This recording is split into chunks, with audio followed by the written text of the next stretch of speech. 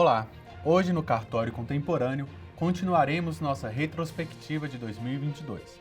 Esse ano foi um ano marcante para o mundo dos notários e registradores e também para o programa. Eu sou Duda Meirelles e esse é o Cartório Contemporâneo.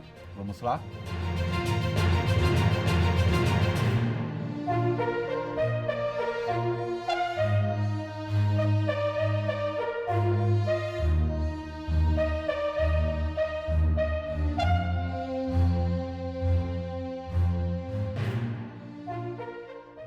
Oi, meus amigos, um Feliz Natal e um Ano Novo de muita felicidade.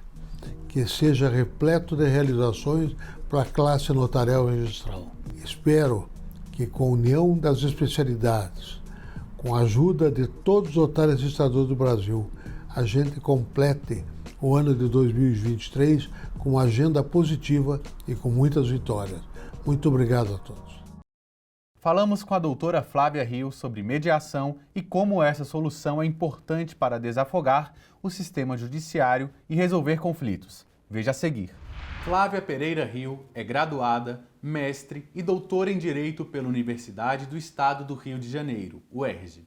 Assumiu a serventia extrajudicial em março de 2005, após aprovação em concurso público de provas e títulos. Membro da Comissão de Mediação da OAB Rio de Janeiro, da Associazione Italiana di Diritto Comparato, AIDC, e do Instituto Brasileiro de Direito Processual, IBDP.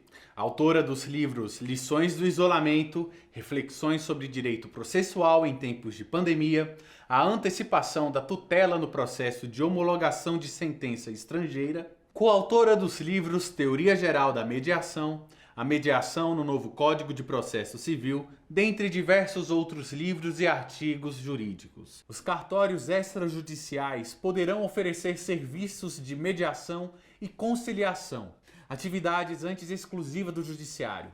A autorização foi dada pelo Conselho Nacional de Justiça pelo provimento 67 da Corregedoria Nacional de Justiça. Desde então, quais foram os principais avanços no que diz respeito ao serviço extrajudicial? A mediação e a conciliação, esses são métodos adequados, né, de solução de conflitos, que vão trazer uma solução para os litígios através do diálogo, da tentativa de acordo. Para quem não está muito habituado, esse é o fio condutor da mediação e da conciliação comparativamente com o processo judicial, né, com o processo levado a cabo perante o Poder Judiciário e comparativamente também com a arbitragem. Então, é o diálogo que vai ser a tônica desses dois métodos de solução de conflitos, mediação e conciliação.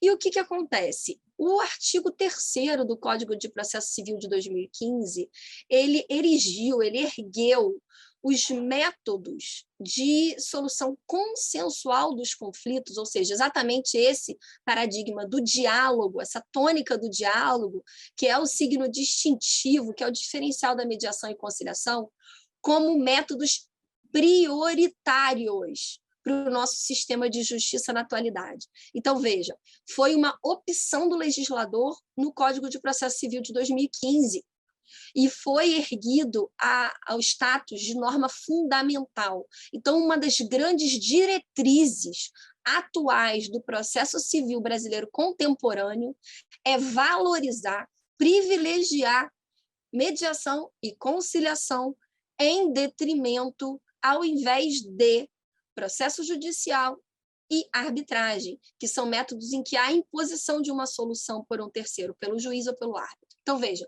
para que a gente consiga realmente tornar realidade essa opção muito clara do legislador, logo no início do Código de Processo Civil, no artigo 3º, lógico, num país com 215 milhões de habitantes, num país que tem hoje mais de 70 milhões de processos judiciais, é lógico que nós precisamos de mão de obra qualificada. A mediação e a conciliação, para que elas sejam levadas a efeito, é necessário um terceiro imparcial que seja o catalisador desse diálogo, que é um profissional técnico, que é o mediador ou o conciliador. Para que nós, então, consigamos ter essa tentativa de acordo, seguindo, né, os padrões internacionais que nós temos hoje, né, porque a mediação e a conciliação não são uma peculiaridade no Brasil, elas já são levadas a efeito em vários países do mundo, com experiências muito bem-sucedidas, países com culturas, né, com tradições muito diferentes, todos eles têm a mediação e a conciliação como eixo central do sistema de justiça. E a gente vem chegando somente agora, né, com essa perspectiva. A gente precisa de mediadores e conciliadores capacitados e num número muito grande. Hoje, 2022, nós temos um número suficiente de mediadores e conciliadores para fazer frente a essa demanda gigantesca? Não temos. Não temos. Então, esse é um desafio real, concreto, pragmático, para que o artigo 3º se torne realidade. E como que nós conseguimos, então, construir essa ponte entre a opção legislativa e o dia a dia da rotina do nosso sistema de justiça? Uma das soluções está claramente no segmento extrajudicial, nas serventias extrajudiciais. Então, o próprio CNJ, ao editar o provimento, indicou isso expressamente, o legislador, no artigo 42 da Lei Federal 13.140, ao indicar expressamente que as serventias extrajudiciais estão credenciadas a prestar a mediação e a conciliação, também indicou isso expressamente. O CNJ ratificou essa escolha do legislador. E, mais especificamente, eu gostaria de acrescentar a recomendação 28 de 2018 também do Conselho Nacional de Justiça. Essa recomendação é em que sentido? No sentido de que os tribunais do Brasil, caso eles verifiquem que não há mediadores ou conciliadores naquela localidade, judiciais, ou seja, cadastrados nos tribunais, em número suficiente para fazer frente à demanda daquela comarca, que eles, então, celebrem convênios com os cartórios, com as serventias extrajudiciais, para que as serventias extrajudiciais prestem mediação ou conciliação, à semelhança, né, fazendo as vezes da mediação e da conciliação judiciais que estão regulamentadas no artigo 334 do CPC de 2015.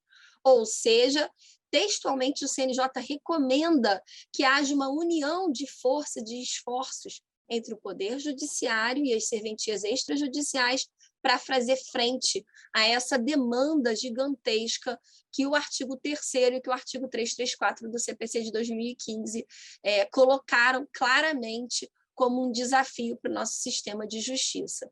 Então, nós temos todo um arcabouço normativo que subscreve as serventias extrajudiciais como tendo um aval, né, estando credenciadas para prestar mediação e conciliação extrajudicial, ou seja, para o usuário que, independentemente de ter ou não tido acesso ao Poder Judiciário, possa, como uma outra opção, ir a um cartório extrajudicial para buscar catalisar um acordo através da mediação e da conciliação em cartório, como também, aliado a isso, nós termos a oferta de mediação e conciliação pelas serventias extrajudiciais em convênio com os tribunais para suprir um déficit de mediadores e conciliadores judiciais que precisam, né, oferecer a mediação e a conciliação na forma do artigo 334 do CPC de 2015. Então, dada a capilaridade, a interiorização, né, a presença dos registros civis de pessoas naturais e dos cartórios em geral em todo o Brasil, nós temos no Brasil aproximadamente 5.570 municípios, né, em todo o país, segundo o IBGE, e nós temos mais de 7.000 cartórios de registro civil, sendo que em cada município, na sede de cada município, nós temos pelo menos um registro civil de pessoas naturais.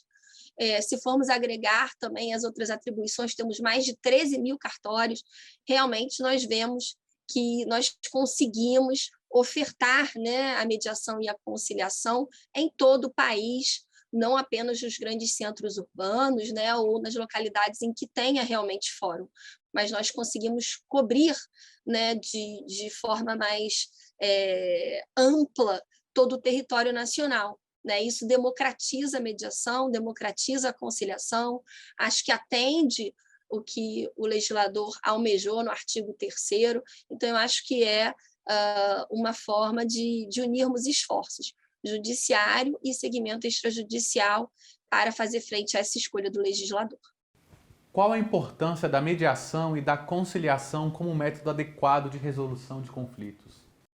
Na verdade, a mediação e a conciliação, elas são métodos que, em certa medida, eles são, para um conjunto de litígios, de conflitos, métodos mais adequados, ou seja, mais eficientes, vamos colocar assim, para solucionar um conjunto de litígios do que o processo judicial ou do que a arbitragem.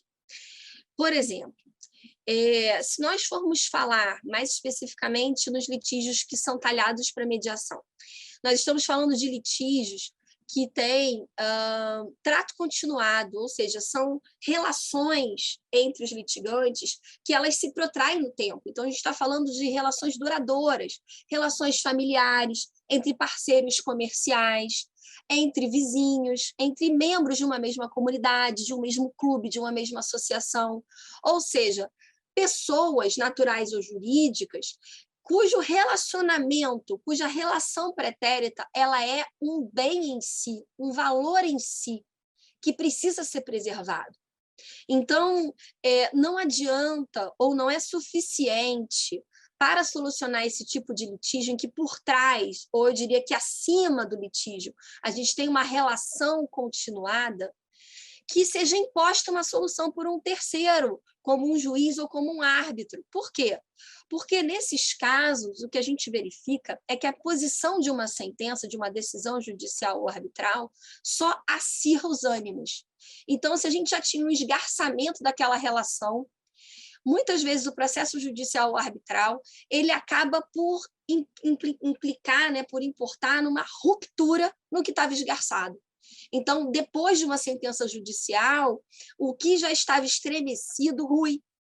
E os litigantes que estavam, de certa forma, com os ânimos já acirrados, eles passam a não mais se falar.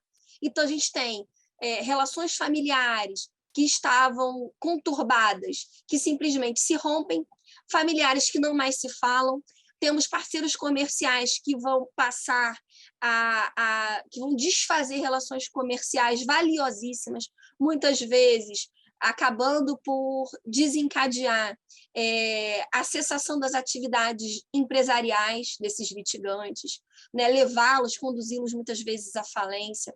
Então, nós temos a solução pontual daquele litígio, mas com um custo muito maior para os litigantes do que seria a preservação daquela relação, que é um bem maior. E isso, a conciliação, o diálogo e, mais ainda, a mediação tem em conta. A mediação, ela vai, então, atender uma dupla finalidade. A finalidade prioritária da mediação não é trazer uma solução a qualquer custo para aquele litígio. É mais do que isso. Antes de mais nada, é tentar resgatar um canal de diálogo entre os litigantes. E, a partir desse diálogo construtivo, permitir a construção de propostas de acordo viáveis e elaborar, construir a muitas mãos um acordo que seja viável para todos os litigantes. Então, veja, a prioridade da mediação é o restabelecimento do diálogo e a preservação da relação pretérita. E isso, muitas vezes, é mais valioso num ambiente familiar, num ambiente de parceiros comerciais, num ambiente de vizinhos ou de pessoas que convivem numa mesma comunidade, do que pontualmente solucionar aquele litígio, ou seja, quem paga quanto para quem, né? Então, isso se dilui diante da magnitude da importância da preservação daquela relação. Então, muitas vezes, a gente tem uma mediação que consegue restabelecer o diálogo, manter em bases até mais construtivas aquela relação pretérita que estava esgarçada, né? Que estava estremecida, acalmar os ânimos, e isso já é um bem, eu diria que maior do que a solução pontual daquele conflito, de modo que os litigantes, retomando o diálogo, ainda que não haja acordo naquele momento perante o mediador, saem dali muito fortalecidos. Aquela relação, então, perdura, e os próprios mediandos conseguem, às vezes, até a curto prazo, sozinhos, porque restabeleceram esse canal de diálogo, elaborar, costurar uma solução para aquele litígio pontualmente considerado. Mas o mais importante foi alcançado, que é o quê? Que é manter aquela relação pretérita em boas bases, né? Então, no ambiente familiar, um mínimo de relacionamento cordial entre os familiares, entre os pais de uma criança, por exemplo, né?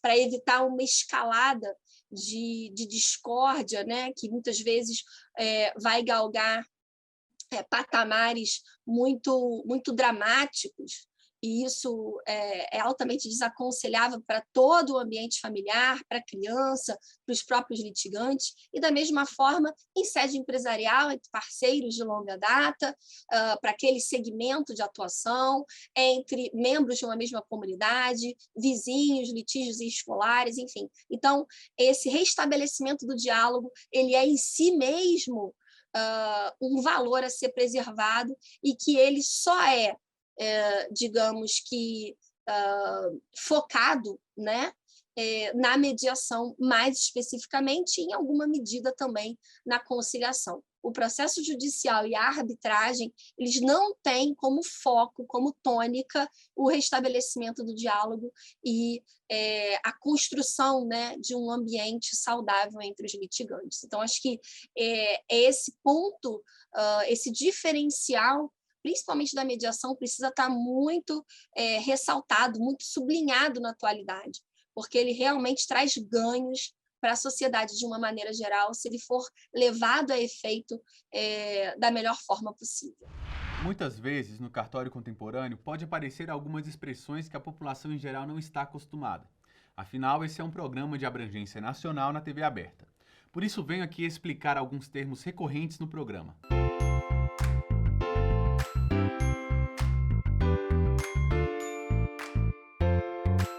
Impugnação é o ato ou efeito de impugnar. No direito processual, é a petição que se opõe a um pedido judicial, a uma sentença, a alegações da parte contrária ou a uma decisão administrativa, visando anular seus efeitos e, com isso, proteger os interesses do impugnante.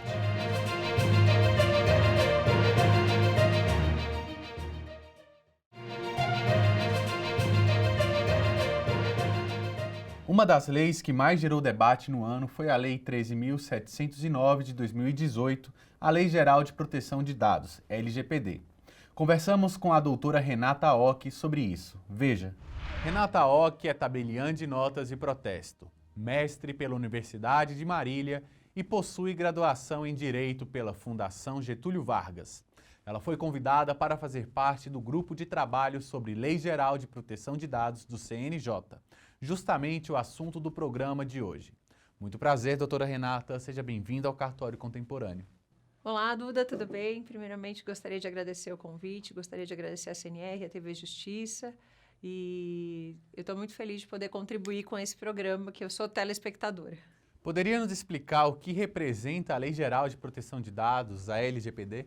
A LGPD, ela é uma lei que ela vem costurar uma colcha de retalhos legislativa que a gente já tinha antes, né? Não é que o Brasil não tinha nada sobre proteção de dados.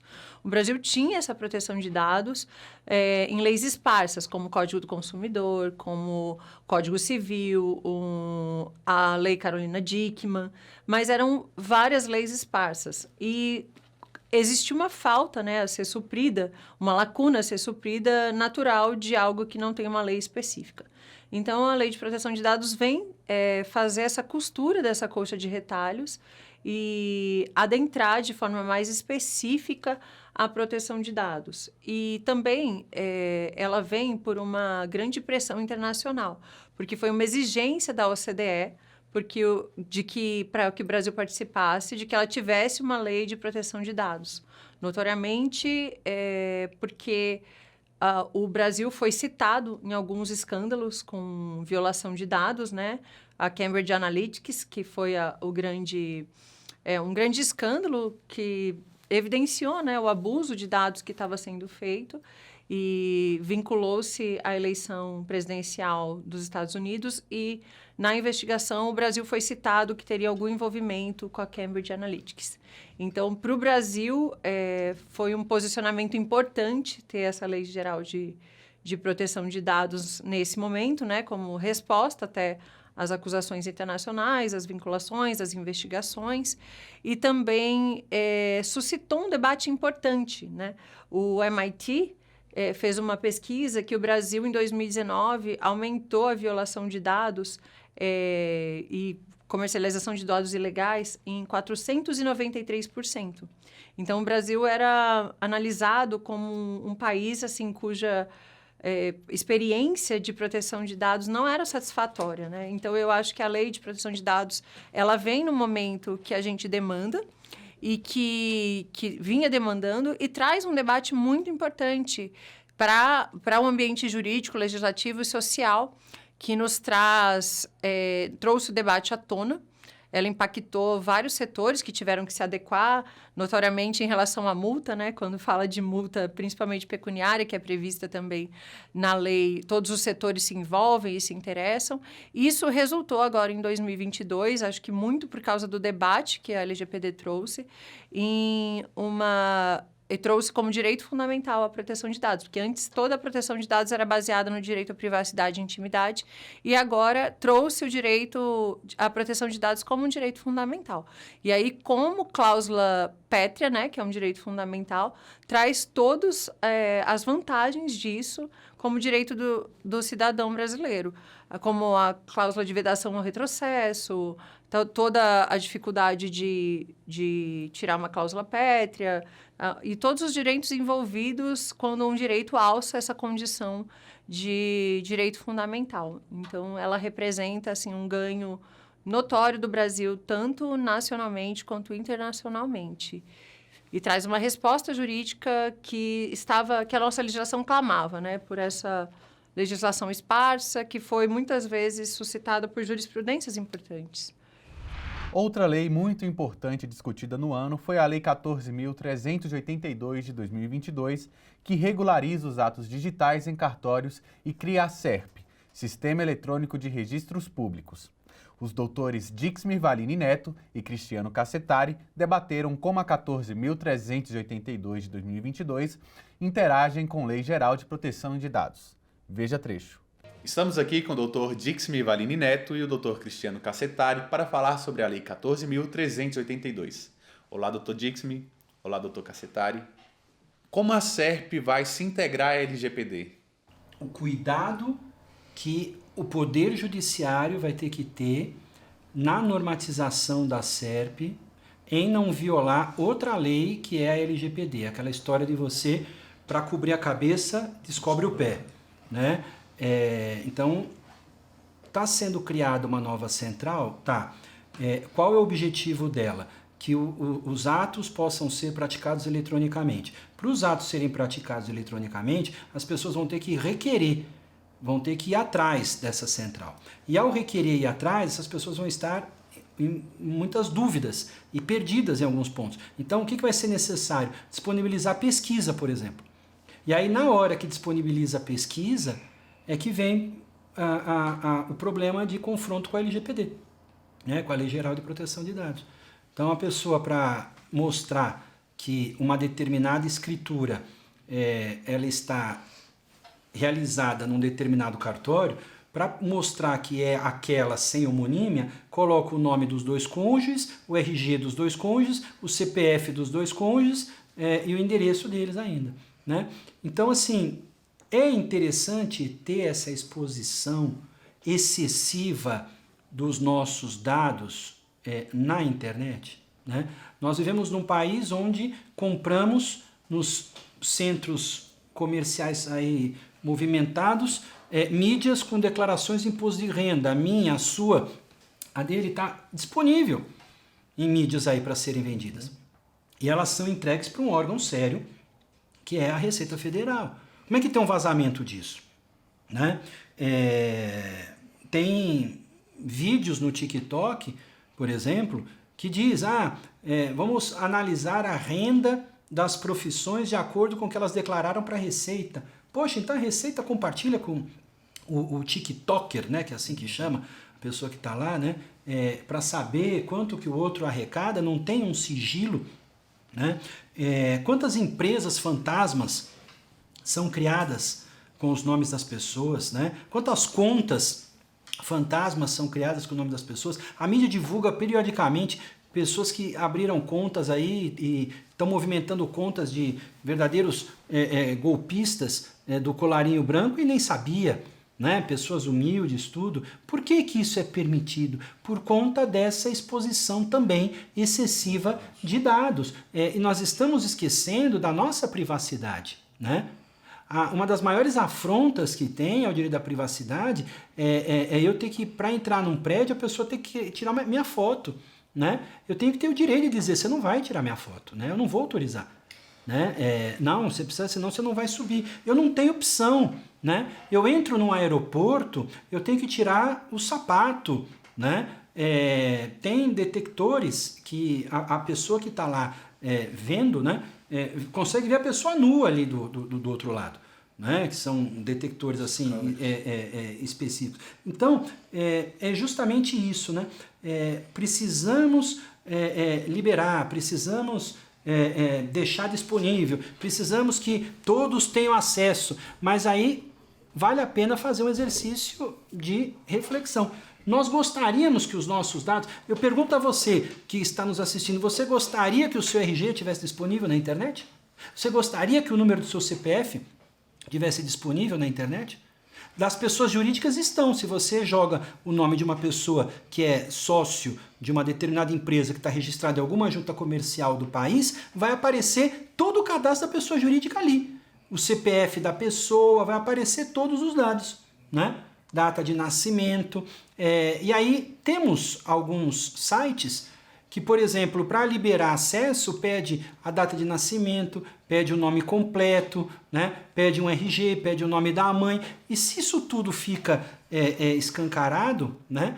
Nós temos também um problema de segurança, infelizmente. Então, acho que o grande desafio e a preocupação que o Poder Judiciário vai ter que ter é normatizar essa central, né, de uma maneira que proteja todas as pessoas que estejam praticando atos ali, naquele ambiente, porque senão nós vamos, como eu disse, para cobrir a cabeça, descobrir o pé. É perfeito.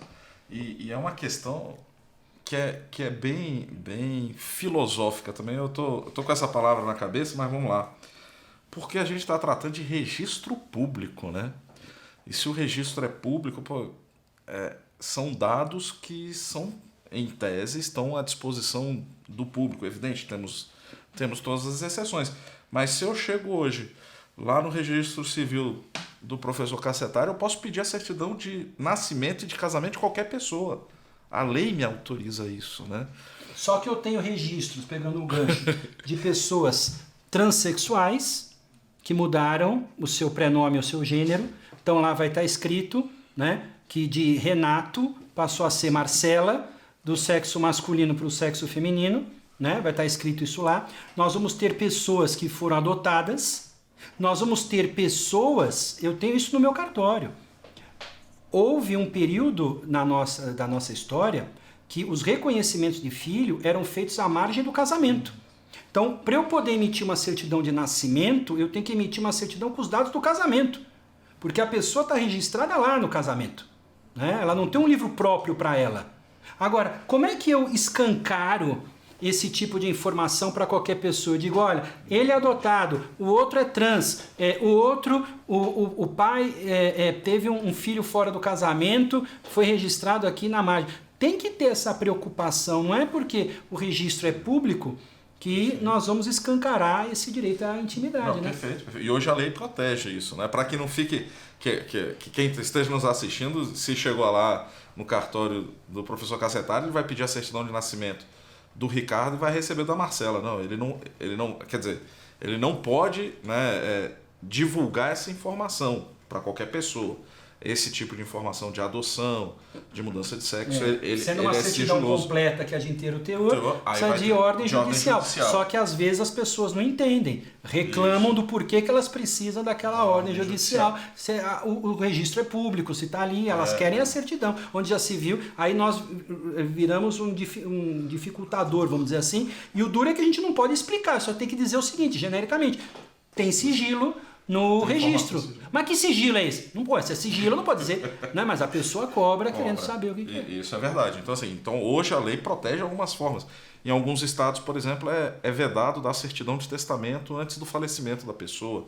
Outros não, né? Mas isso não é uma regulamentação nacional, não há uma lei federal vedando isso, mas em alguns estados as corregedorias tomaram essa cautela de que você ter acesso ao testamento público de qualquer pessoa pode vir a causar até acesso ao patrimônio e causar alguns problemas. Mas isso aí, basicamente, é uma questão filosófica entre a gente pesar até onde vai o registro público que deve ser público e até onde vai a privacidade, a lei de proteção aos dados. E isso ganha maior volume, ganha mais força ainda quando a gente trata da digitalização desses dados, né? Porque uma coisa é você ter lá no livrão lá do cacetário de 1900 que o sujeito tem que ir lá vai entrar lá nos arquivos, pegar aquele livro que está se desmanchando e fazer a busca um a um, ou pelo número do livro, da folha e tal. Outra coisa é aquilo estar já digital ao acesso de um enter, né? E isso tá ali disponível. E o professor Cassetari falou, hoje tem informações das declarações de imposto de renda, CPF, de todo mundo que estava guardado na Receita, você consegue comprar isso no mercado. Óbvio, no mercado negro, aí você compra. Se obtiveram essas informações da Receita Federal, por que não vão obter essas informações aí dos acervos digitalizados, né? E outra coisa que eu acho muito importante para a gente definir até onde vai, especificamente com relação ao SERP, ao Serviço Eletrônico de Registros Públicos, é que a atividade pública ela é do titular, é do delegatário, né? A central ela não presta o serviço notarial de registro. A central hoje, que a central existente, as centrais existentes, elas são geridas por entidades privadas, em geral, pelas associações dos titulares de cartório, mas o que nós temos hoje mais parecido com o futuro SERP, né, é o ONR, que é o Operador Nacional do Registro Eletrônico de Imóveis. Ele hoje é uma entidade privada, cuja criação foi determinada por lei, mas é uma entidade privada. E essa entidade privada ela não presta o serviço público de notas e nem de registro, né? Eu acho que é muito importante. Então essa entidade ela vai estar sujeita, e aí é o meu ponto de vista hoje, e isso tudo é muito incipiente, a gente não tem como bater o martelo aqui. Essa entidade que vai ser criada, que a lei determinou a criação do Operador Nacional dos Registros Públicos também, né?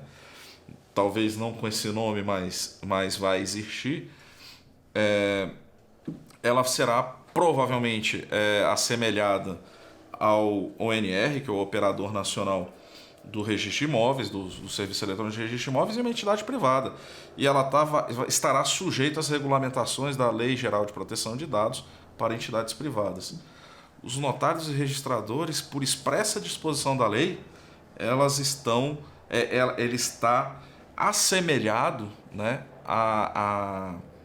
aos serviços públicos, às entidades ali da administração direta e indireta dos estados, da União, dos estados e do município. Então, a atuação do registrador civil, do registrador de imóveis ou do notário, ela vai estar ali restrita, vai ser enxergada como se efetivamente o serviço público fosse. Evidentemente que a gente vai ter as exceções. Ele está atuando, enquanto atuando como notário e registrador, praticando atos notariais e de registro, ele está ali sujeito à regulamentação como se serviço público fosse. Mas o notário registrador ele também atua de forma privada. No âmbito privado ele tem fornecedores, tem funcionários e tem ali prestadores de serviço, né, que também vão ter ali. E aí esse âmbito de atuação dos notários registradores no meu ponto de vista, eu enxergo e já parte da doutrina já tem esse entendimento, no âmbito de atuação privada dos notários registradores, a aplicação da lei vai ser como se fosse uma pessoa efetivamente privada, que já o é, né? Mas, então, eu acho que a regulamentação, como o professor Cassetari falou, vai depender do que vier do Conselho Nacional de Justiça, que vai regulamentar o SERP. E o Conselho Nacional de Justiça, o Poder Judiciário, né, que está fazendo aí, às vezes, do Poder Judiciário, vai precisar efetivamente ter muita cautela e ter muito cuidado, né, nessa regulamentação para que minimize ali os impactos à proteção dos dados das pessoas que vão se utilizar dessa ferramenta, sem a menor dúvida. Muitas vezes, no cartório contemporâneo, pode aparecer algumas expressões que a população em geral não está acostumada. Afinal, esse é um programa de abrangência nacional na TV aberta. Por isso, venho aqui explicar alguns termos recorrentes no programa.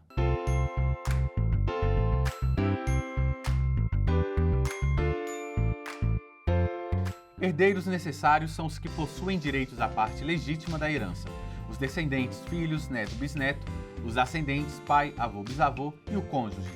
A parte legítima equivale a 50% dos bens do testador, do qual os herdeiros necessários não podem ser privados.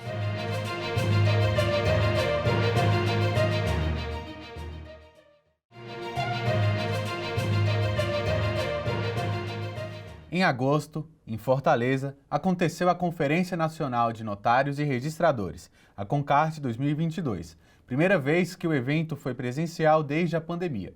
Veja alguns trechos.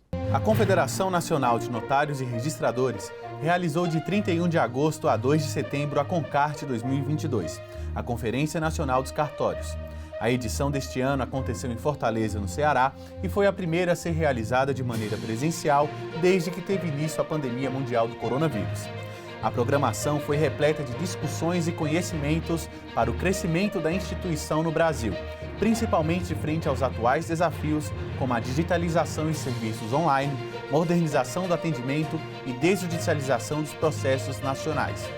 A programação contou com a presença de especialistas e autoridades de renome para focar temas atuais e relevantes, assim como os avanços na atuação dos notários e registradores. Durante a conferência, também ocorreu a exposição de produtos e serviços voltados à atividade notarial e de registro, uma das maiores exposições do segmento. A exposição teve como objetivo proporcionar interação direta entre os expositores e o público-alvo, notários, registradores, magistrados, membros do Ministério Público, advogados, estudantes e trabalhadores dos cartórios. Essa intenção fortalece parcerias e fomenta o crescimento do segmento. Vejamos agora alguns trechos da CONCART. Primeiramente, quero agradecer a todos e a Deus porque nós estamos vivos. Passou a pandemia, deve ser o primeiro evento nosso após a pandemia. Como presidente da Confederação Nacional de Notários e Registradores, entidade credenciada pelo Ministério do Trabalho e reconhecida pela Presidência da República, tenho a honra de abrir mais um encontro da nossa atividade, a 5ª Conferência Nacional dos Cartórios, nessa belíssima cidade de Fortaleza. Saibam que é com muita emoção, no dia 29 de agosto, segunda-feira, tive a honra de ser aclamado novamente presidente da Noreg BR. Para minha surpresa,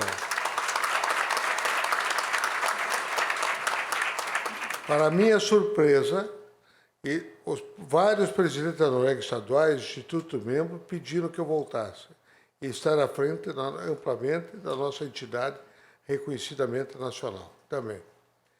Fiquei imensamente feliz com o reconhecimento. Prometo atuar diuturnamente, como de hábito, para fazer jus à confiança que depositaram em meu nome. Agradeço principalmente a Deus pela oportunidade que me concede, mais uma vez, e peço saúde para trabalhar, para trilhar com habilidade e sensatez meu caminho delineado por Ele. Agradeço também a minha esposa, Josana Bacelar, pelo apoio e companheirismo nesses anos. Somente com seu apoio e sua compreensão e de toda a minha família, posso continuar adiante meus planos e concretizar meus sonhos profissionais.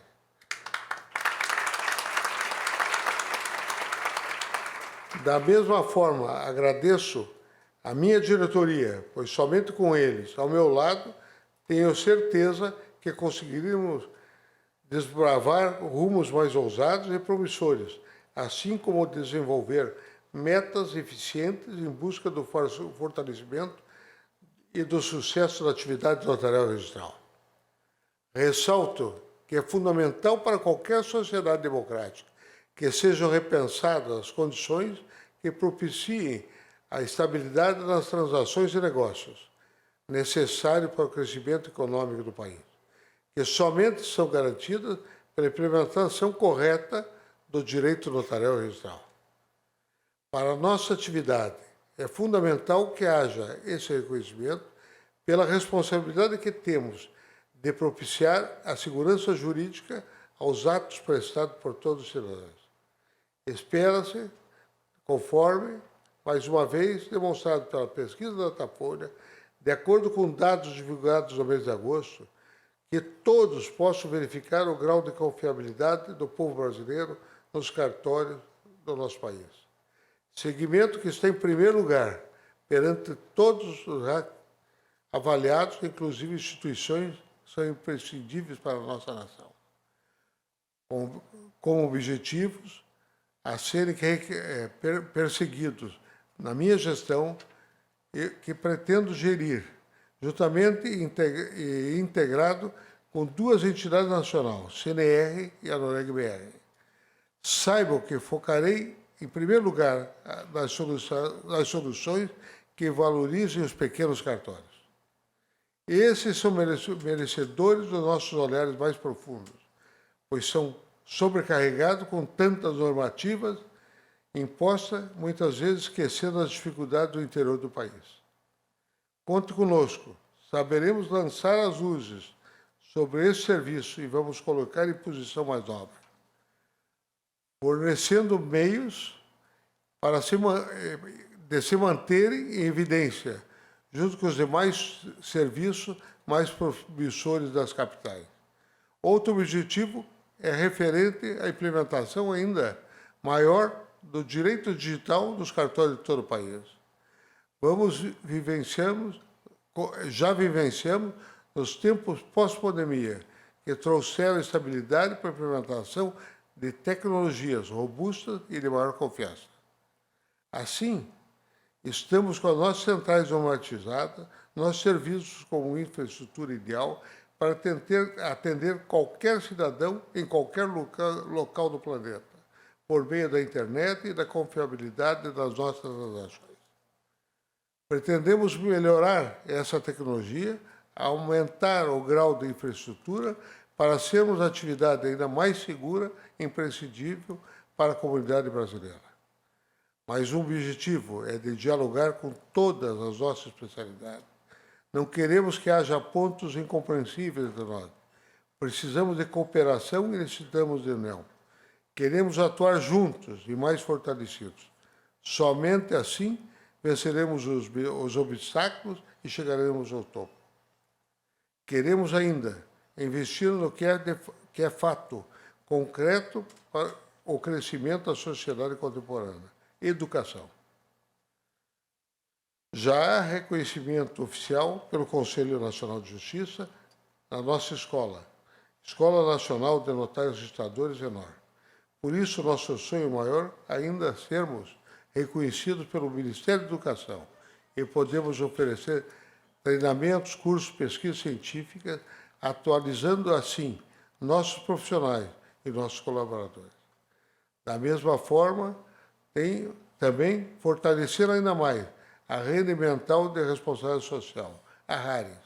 Não podemos deixar de demonstrar nossas ações no socioambiental. Já temos até uma área com a nossa placa denominada Floresta dos Notários e Registradores do Brasil, a Fazenda Grifarmer, no Mato Grosso. Graças ao apoio da ARISP, Associação dos Notários e Registradores de São Paulo, e de tabeliães que aderiram ao projeto.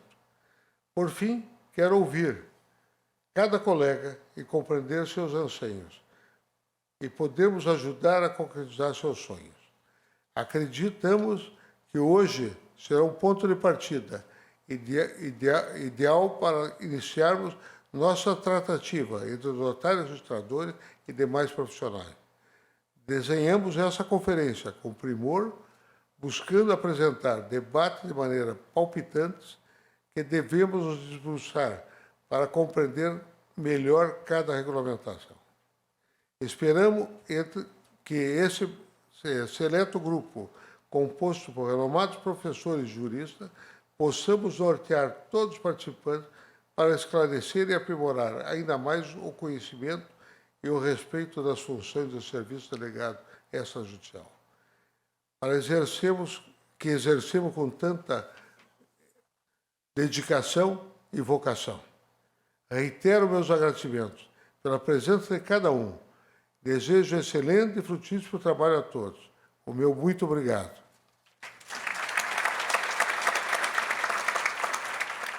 Nossa proposta de fala para os senhores é sobre um novo fenômeno, que é o fenômeno da desjudicialização.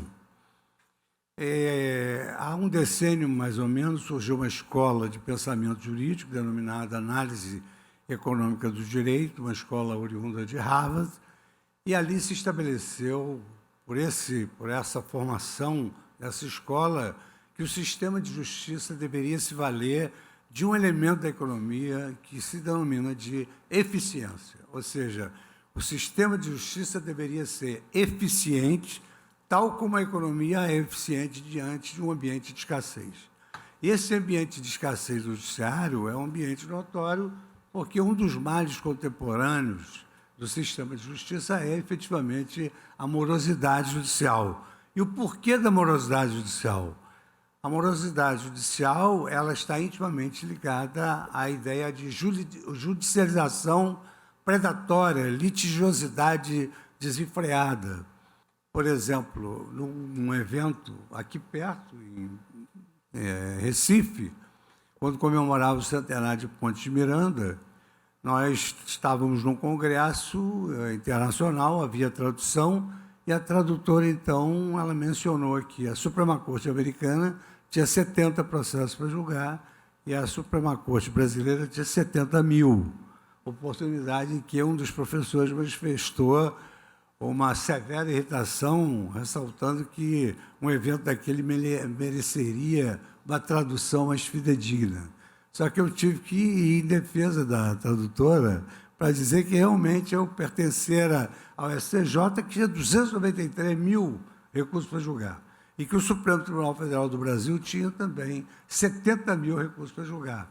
E a nossa diferença é que as cortes de alhures, elas têm uma cláusula nos seus regimentos em que elas podem recusar o julgamento de uma ação se entenderem que a sociedade não está preparada para aquele desate da causa, se entenderem, por exemplo, que há um desacordo moral na sociedade, enfim, eles selecionam o que vão julgar. Já no direito brasileiro, pela cláusula constitucional da inafastabilidade, o judiciário, uma vez instado a se pronunciar, ele deve efetivamente dar uma palavra. Então, nós temos o dever constitucional de recebermos todas as demandas. O que hoje se desenvolve num patamar mais elevado do direito constitucional é exatamente a virtude passiva das cortes superiores de decidir não decidir. Ou seja, eles podem dizer não vou decidir e nem recebem os recursos. Nós podemos devolver o problema de onde ele surgiu. Hoje nós temos um parlamento dividido ideologicamente e a aprovação das leis fica muito difícil. Então, cotidianamente se verifica que eles acionam o Supremo Tribunal Federal e isso gera, inclusive, não só o abarrotamento dos tribunais, porque não se pode dizer rejeitar o julgamento, isso aí não só acarreta esse abarrotamento dos tribunais, como também leva o Supremo Tribunal Federal a uma imagem absolutamente equivocada. No outro dia, numa entrevista, o entrevistador me perguntou, mas por que o Supremo Tribunal Federal se mete em tudo? Não, o Supremo Tribunal Federal não se mete em nada. Nós não saímos da nossa cadeira para buscar problemas. Toda jurisdição, toda justiça só se movimenta quando ela é instada a fazê-lo, quando ela é provocada. Mas quando a gente diz que a justiça só se movimenta quando é provocada, já se tem uma ideia de provocação, de atrito, mas não. A provocação é uma maneira de se pleitear em juízo, exercer o direito de petição e pedir que haja um pronunciamento da Corte maior. Isso é algo que nós e os senhores devem sempre repetir, porque as pessoas não têm essa noção de que a jurisdição é uma função que só se movimenta mediante provocação. E aí passam a entender que o sistema de justiça interfere em todas as áreas. Mas exatamente por força desses dois fatores, necessidade de eficiência e a necessidade de se desabarrotar os tribunais, é que foram surgindo alguns fenômenos, como o juizado de pequenas causas, as cortes de conciliação do mundo inteiro, como as cortes sumárias do Japão, os tribunais de vizinhança dos Estados Unidos, o Tribunal de Camaradas do Leste Europeu, e aqui nós criamos os juizados especiais também para desabarrotar a justiça ordinária. Mas o fenômeno mais moderno é o fenômeno de transferir da instância dos tribunais para a instância extrajudicial, notarial, a solução de diversas questões. E por que isso se deu? Isso é muito importante até para a autoestima de todos que funcionam na área extrajudicial. É que, em primeiro lugar, a atividade extrajudicial ela tem capilaridade. No Brasil, nós temos 5.000 municípios, mas nós temos 15.000 cartórios extrajudiciais. Então, as pessoas que moram nos mais longínquos lugares, como eu comecei a minha vida em Trajano de Moraes, lá pelo menos tem um registro civil, que hoje é um verdadeiro ofício da cidadania. As pessoas podem obter passaporte, carteira de motorista, todos os documentos que anteriormente faziam-nas se deslocar para o centro da capital, elas hoje podem obter no registro civil. Então, esse fenômeno da desjudicialização é uma estratégia dessa escola de pensamento jurídico, da análise econômica do direito, uma estratégia que faz com que haja uma justiça coexistencial, o judiciário tradicional e a desjudicialização nas causas em que o legislador entende possíveis. Então, essa capilaridade ela é muito importante. Em segundo lugar, porque é notório que ela mitiga o abarrotamento dos tribunais, apreciando questões que antigamente só eram aferidas pela justiça, como separação, divórcio, inventário, partilha, alienação fiduciária de imóveis, execução de créditos e títulos extrajudiciais e assim por diante. Mas o dado importantíssimo que me parece necessário transmitir a todos é exatamente o nível de credibilidade que a atividade notarial tem.